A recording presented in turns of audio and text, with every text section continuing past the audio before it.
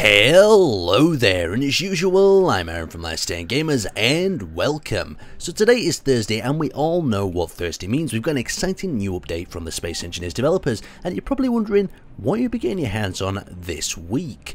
Well, it's still quite exciting, but it doesn't beat the jump drive of last week's update. We've got some new scenario settings, as well as some other features that have been added.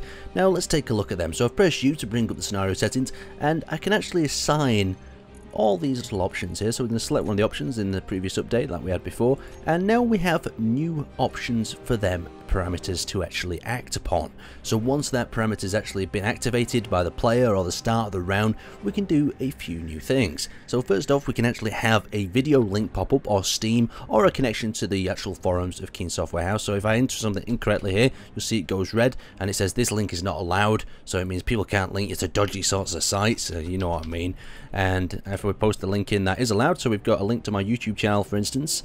It's pretty damn sweet. You can do pretty much whatever you want. You can direct scenarios. If you've got a large sort of server, this means you can direct people to the rules of the server before they play, as well as any sort of interesting scenario introduction you want for that particular mission that they'll be going on. Really cool. I'll show you this in practice now. So we'll set one up. Go to this tab here. We're going to select leave game area. So if someone leaves the game area, we're going to actually play a clip. So we're going to direct them to the YouTube channel and tell them why they have failed the mission.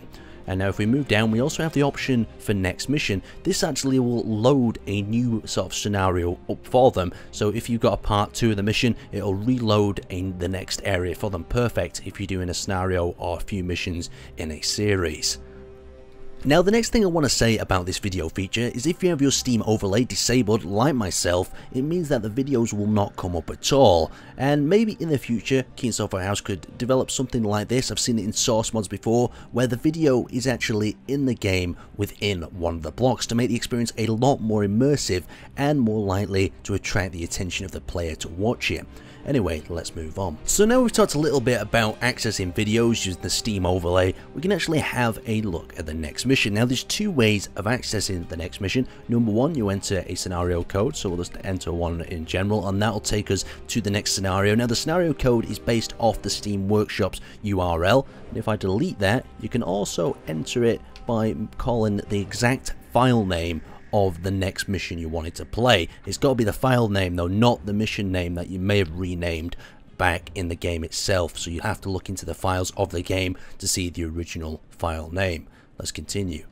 Now the next feature I want to show you is to do with NPCs being allowed in factions. Now don't get too excited, I'm not talking about NPCs that could roam around and kill people and do little jobs for you like that. I'm talking about a virtual sort of NPC. So if we press K like this for instance, and we go to the factions tab, you can see we've got INIC and we have LSG here, and I can actually add an NPC by going to this button at the bottom. And you're probably wondering, what's the purpose of a virtual one? Well, this can actually preserve this faction. If I leave accidentally, I'm killed, or there's some problem and it allow me to actually rejoin. I can also assign items to that as well. So if I go down here, I press K on this item and I select here, and then I add this NPC. So we're going to add that NPC, the LSG one.